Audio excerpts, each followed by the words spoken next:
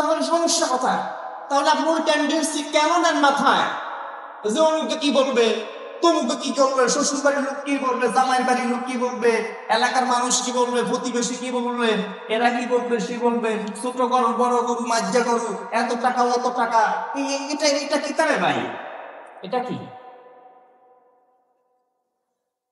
আমাদের এই কোরবানির ভিতরে বড় ধরনের একটা ভুল আমরা করি।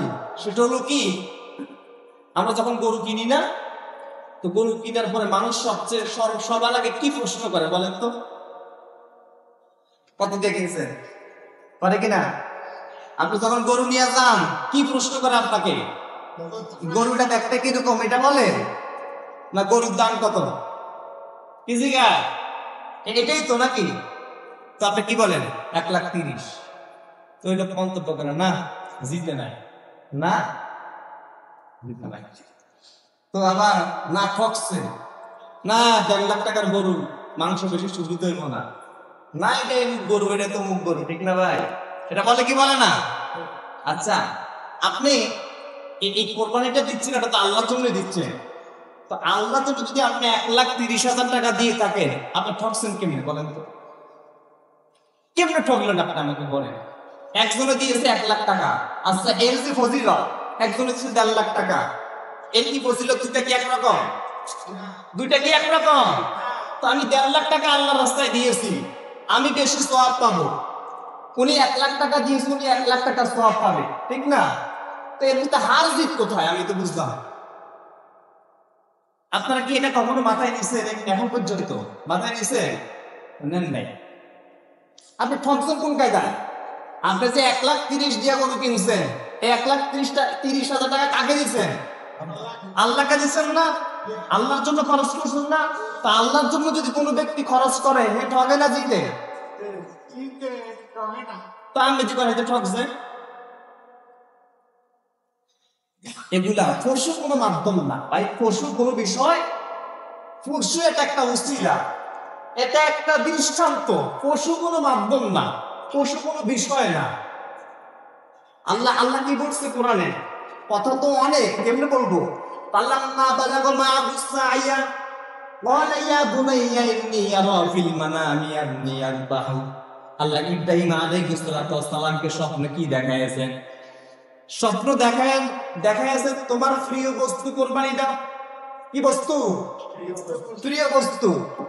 প্রিয় বস্তুকে আল্লাহ কোরবানি দেওয়ার নির্দেশ করেছিলেন হযরত ইব্রাহিম আলাইহিস সালাতু ওয়াস সালামকে। এখন আমার কাছে প্রিয় বস্তু কি গরু? আমাদেরকে প্রিয় বস্তু কি গরু, ছাগল, মহিষ, উট? তো প্রিয় বস্তু কি আপনার? সন্তান। প্রিয় বস্তু হলো সন্তান, সন্ততি, স্ত্রী, সম্পদ, জায়গা জমি, ক্ষমতা, জাগতিক সম্পদ বলতে চায়, কিছু বুঝায়, এগুলো হলো আমার প্রিয়, ঠিক না? আপনার প্রিয় বস্তু হলো ওই জিনিস, যে জিনিস আল্লাহর রাস্তা থেকে আপনাকে সরায় নিয়ে আসছে, ওটাই আপনার প্রিয়। ওটাই কি? যে জিনিস আপনাকে নামাজ পড়তে দেয় না, ওই জিনিস আপনার কাছে বেশি প্রিয়। বেশি প্রিয় হওয়ার কারণে আপনি নামাজ পড়তে পারেন না। যে জিনিস আপনাকে আল্লাহর রাস্তায় চলতে দেয় না, আল্লাহর পথে চলতে দেয় না, আল্লাহর পথে বাধা দেয়, তো ওই জিনিস হলো আপনার কাছে প্রিয়।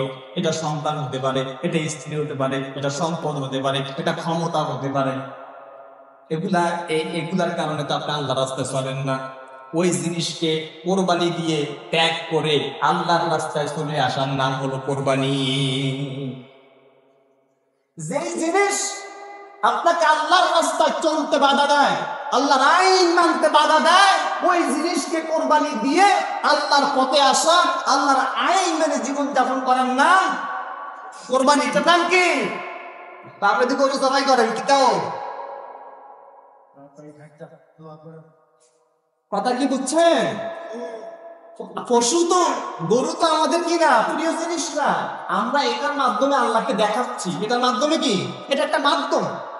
আমরা বুঝাতে চাই আল্লাহ এই যে গরুটা যেভাবে করে কোরবানি দিয়ে দিয়েছি, তোমার আইন বাস্তবায়নের জন্য, তোমার জীবন তোমার দিন মানার জন্য, ইসলাম মানার জন্য, কোরআন মানার জন্য যদি আমি নিজেকে ওইভাবে কোরবানি দিতে হয়, আমি নিজেকে কোরবানি দিতে প্রস্তুত আছি।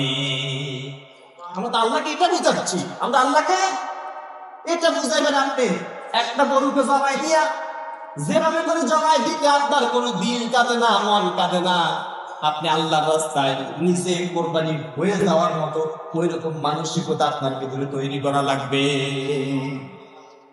আপনার তো সামান্য জিনিসও আল্লাহর জন্য খরচ করতে রাজি না। হ্যাঁ, আপনি বলেন তো যে বিগত একটা বছরে আপনি আল্লাহর জন্য কতটুকু কোরবানি দিয়েছেন? কি কোরবানি দিয়েছেন আপনি? আর আপনি পশু জবাইয়ের মধ্য দিয়ে আপনি আল্লাহকে বুঝান আপনার জন্য সব কোরবানি দিতে রাজি না, অথচ এক বছরে আপনি একটা অন্যায় ছাড়েন নাই, একটা পাপ কাজ ছাড়েন নাই, আরো বরং পাপ করেই আপনি যাচ্ছেন। আপনি কি কোরবানি দিয়েছেন আল্লাহর জন্য?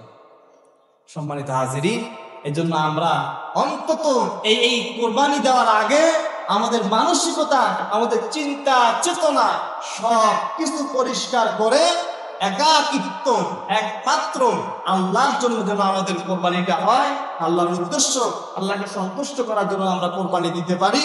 এই মানসিকতা, এই টেন্ডেন্সি যেন আল্লাহ আমাদের সকলের ভিতরে দান করে। সকলে বলি আমিন। আলহামদুলিল্লাহি রাব্বিল আলামিন।